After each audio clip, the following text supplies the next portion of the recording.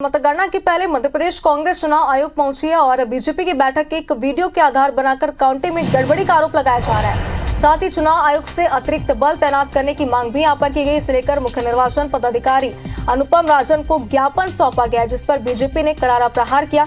BJP विधायक रामेश्वर शर्मा ने कहा कि कांग्रेस अपनों पर भरोसा नहीं कर रही है। कांग्रेस को न कलेक्टर पर भरोसा है, न एसपी पर भरोसा है और न ही टीआई पर भरोसा है, न हवलदार पर भरोसा है। तो फिर कहां से फोर्स मंगाए? केंद्रीय बल बुलाएंगे तो वो कहेंगे कि केंद्र सरकार के लिए काम कर रही है। राज्य की पुलिस लगाएंगे तो कहेंगे बीजेपी के लिए काम कर रही है। तो फिर कांग्रेस के लिए पाकिस्तान से फोर्स मंगाए, ये बात उन्होंने कही है। तो बड़ी खबर इस वक्त आपको दिखा रहे हैं। एक तरफ कल मतगणना, उसके पहले मध्य प्रदेश कांग्रेस चुनाव आयोग पहुंची है और बीजेपी की बैठक एक वीडियो को आधार बनाकर यहाँ पे काउंटिंग में गड़बड़ी का आरोप लगाया जा रहा है। तो साथ ही चुनाव आयोग से अतिरिक्त बल तैनात करने की मांग भी की गई। इसे लेकर मुख्य निर्वाचन पदाधिकारी अनुपम राजन को ज्ञापन सौंपा गया है, जिस पर बीजेपी ने करारा प्रहार किया। और जिस तरीके से वीडियो का आधार बताया जा रहा है, तो उस पर बीजेपी ने करारा प्रहार करते हुए कहा कि बीजेपी विधायक रामेश्वर शर्मा ने कहा कि कांग्रेस अपनों पर भरोसा ही नहीं करती है।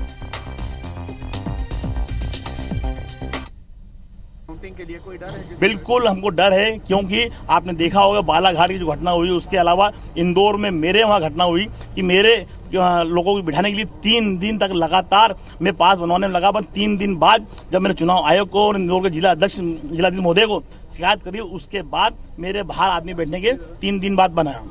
अब मुझे नहीं लगता है कि उन्हें मध्य प्रदेश के कलेक्टरों से आपत्ति है, एसपीओ से आपत्ति है, टीआई से आपत्ति है, पुलिस वाले से आपत्ति है, हवलदार से आपत्ति है। उनको सबसे ही आपत्ति है और मैं 9:30-10 बजे उनको खुद से आपत्ति होने लगेगी। केंद्रीय रिजर्व बल बुलाएंगे तो वो कहेंगे वो भारत सरकार के निर्देश में काम कर रहा है। मध्य प्रदेश का पुलिस बल बुलाएंगे तो वो बोलेंगे मध्य प्रदेश सरकार के दबाव में काम कर रहा है। तो अब उनके पास तो एक ही है, वो है पाकिस्तान का रिजर्व फोर्स। और पाकिस्तान का फोर्स भारत में घुस नहीं सकता, घुसेगा तो हाथ पैर तोड़ देंगे उसके। तो चलिए, हमारे साथ इस पूरे विषय पर चर्चा करने के लिए हमारे 2 मेहमान जुड़ चुके हैं। कांग्रेस की अगर बात करें तो मृणाल पंत हमारे साथ जुड़ चुके हैं। बीजेपी की बात करें तो गोविंद मालू हमारे साथ जुड़ चुके हैं। सबसे पहले कांग्रेस को रुख करते हैं और मृणाल जी, आपसे पहला सवाल लेना चाहते हैं। बीजेपी पूरी तरीके से आरोप यहाँ पर लगा रही है कि कांग्रेस को अपने लोगों पर ही भरोसा नहीं है। क्या प्रतिक्रिया इस पर आप देंगे? देखिए, हर 5 साल बाद चुनाव होते हैं और पारदर्शिता के साथ चुनाव हो, ये लोकतंत्र के लिए बहुत महत्वपूर्ण है।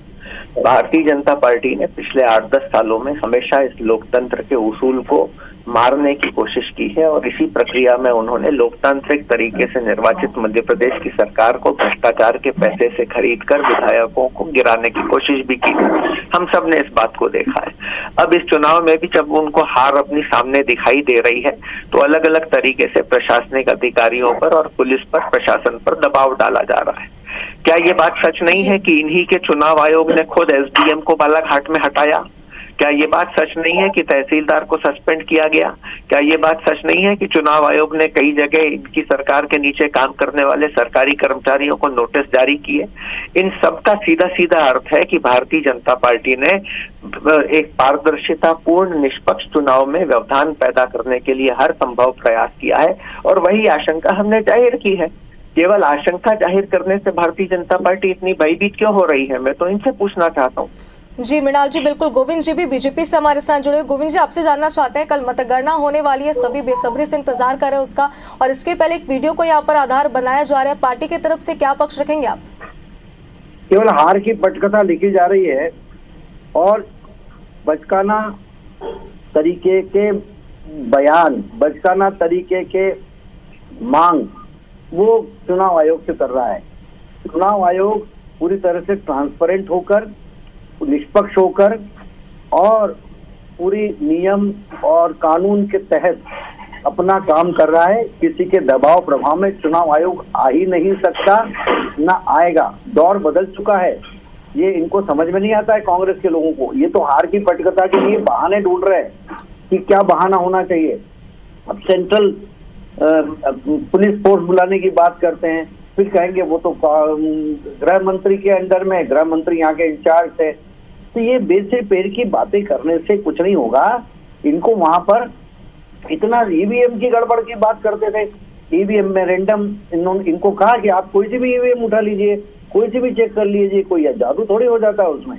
लेकिन उसके बाद में अब नई बात आ गई, वहां ये हुआ, अरे भाई चुनाव में यदि किसी ने कोई निगलिजेंसी वापरी है तो उसको सस्पेंड करेगा ही, उसमें किसी का कर्मचारी हो उसका क्या। ये तो बार बार बल्कि वो और ये धमका रहे हैं कि कांग्रेस का बिल्ला रख के कौन काम कर रहा है, भारतीय जनता पार्टी का बिल्ला रख के कौन काम कर रहा है।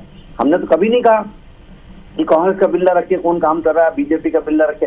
ये बिल्ला रखे लोकतंत्र के प्रहरी का। इस तरह के पार्टी के किसी पार्टी के पक्ष में कोई भी कर्मचारी काम इसलिए नहीं कर सकता क्योंकि उसके कैरियर का सवाल होता है। मालूम है कि हर 5 साल में चुनाव होता है, कहीं सत्ता बदलती कहीं नहीं बदलती है, पूरे देश भर का ट्रेंड यही है। तो इसलिए इनको ये पता नहीं क्यों सन्नीपात में आ गए हैं कि क्या हो गया। कल आईसीयू में कुछ बुक कराना पड़ेंगे रूम, मुझे लगता है। जी गोविंद जी, बिल्कुल मृणाल जी लगातार हमारे साथ। मृणाल जी, पूरी तरीके से अगर गोविंद जी की बात हम सुने तो बीजेपी चुनाव आयोग पर पूरा भरोसा जता रही है, क्या कहना है आपका उनकी इस बात पर?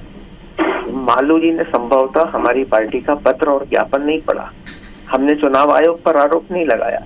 हमने ये कहा है कि हार के डर से भारतीय जनता पार्टी बौखला गई है और उनके कार्यकर्ता निष्पक्ष प्रक्रिया में व्यवधान पैदा करने की कोशिश कर रहे हैं। यानी आरोप चुनाव आयोग पर नहीं, भारतीय जनता पार्टी के संभावित बवंडर को गुंडागर्दी को लेकर है कि वो मतगणना सुचारू तरीके से संपन्न नहीं होने देंगे, उसमें विघ्न पैदा करेंगे, वहां नारेबाजी करेंगे, वहां गुंडागर्दी करेंगे, वहां चुनाव आयोग के लोगों को डराने धमकाने की कोशिश करेंगे। इस बात की हमने आशंका जमाई है और ये तो वीडियो में साफ तौर पे दिखाई दे रहा है। समय की थोड़ी कमी इसलिए आपको रोकना चाहते हैं। फिलहाल बहुत बहुत शुक्रिया आप दोनों का हमारे साथ जुड़ने के लिए और अपना पक्ष रखने के लिए।